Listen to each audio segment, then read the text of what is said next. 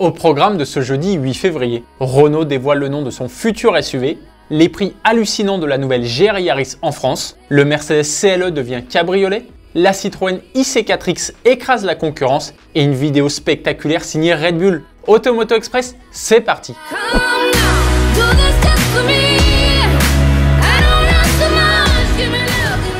Il s'appellera Symbiose. Au printemps 2024, Renault étoffera sa gamme avec la présentation d'un nouveau véhicule, un SUV compact qui répondra au nom de Symbiose. Si ce nom t'évoque quelque chose, c'est tout à fait normal.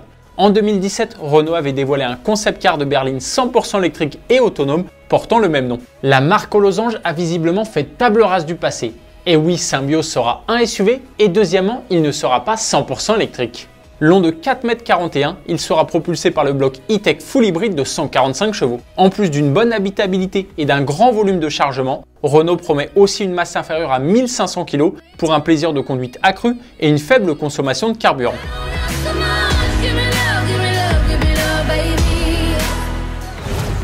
« 300 Toyota GR Yaris en France ». Lors de la présentation de la nouvelle petite bombe du constructeur japonais au Tokyo Auto Salon début janvier, nous t'avions annoncé qu'elle serait bel et bien commercialisée en France. On connaît maintenant le nombre d'exemplaires prévus pour notre marché, 300, et son prix. Et comme quasiment toutes les sportives, le malus écologique 2024 lui fait très mal. La GR Yaris qui développe désormais 280 chevaux avec la boîte manuelle vaut 46 300 €. À cela, il faut ajouter quasiment 46 000 € de malus. Il faut donc débourser près de 92 300 €. Ça fait beaucoup.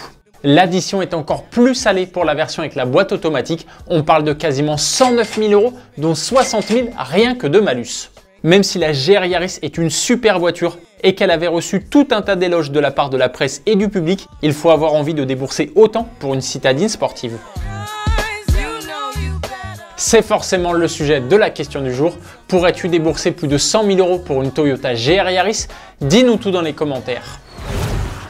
Le Mercedes CLE perd le haut. Début septembre, au salon de Munich, la firme à l'étoile dévoilait le CLE, le nouveau coupé de la marque qui vient remplacer les Classe C et Classe E coupés. Mercedes présente aujourd'hui la version cabriolet. Il n'y a que très peu de différence entre ces deux autos, si ce n'est que le cabriolet possède un toit en tissu qui peut être retiré en 20 secondes jusqu'à 60 km/h et que son empattement est 25 mm plus long pour offrir plus d'espace aux passagers arrière. Le coffre est en revanche un peu plus petit, 385 litres, voire 295 quand la capote est rabattue, contre 420 pour le coupé. Sous le capot, le CLE cabriolet profite de moteurs essence et diesel à 4 et 6 cylindres, tous équipés d'un système d'hybridation légère. Les puissances s'échelonnent entre 197 et 381 chevaux. Les tarifs vont de 74 650 € à plus de 86 500, sans compter le malus écologique. La Citroën IC4X, plus efficace que ses concurrentes. La marque au chevron a mandaté l'UTAC pour parcourir 1000 km le plus rapidement possible au volant de la IC4X en respectant des règles bien précises. Roulage à vitesse stabilisée de 120 km/h, arrêt du véhicule lorsqu'il ne reste que 10% de batterie et recharge jusqu'à 80% de batterie. 3 autres modèles concurrents de la berline électrique ont été testés dans les mêmes conditions, la MG4, la Renault Mégane E-Tech et la Volkswagen ID.3. Le but étant d'établir un classement. Et même si la IC4X a la plus petite batterie et l'autonomie la plus faible, 420 km, c'est elle qui a mis le moins de temps pour avaler les 1000 km. Il lui a fallu un tout petit peu moins de 12 heures.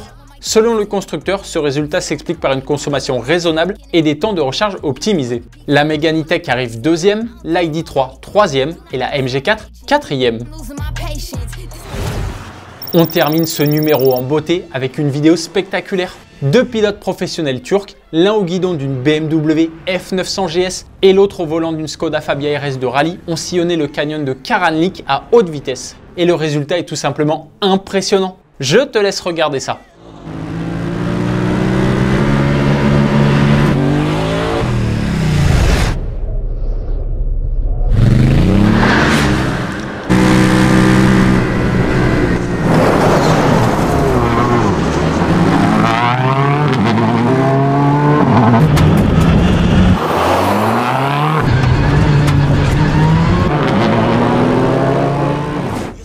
Il faut beaucoup de courage.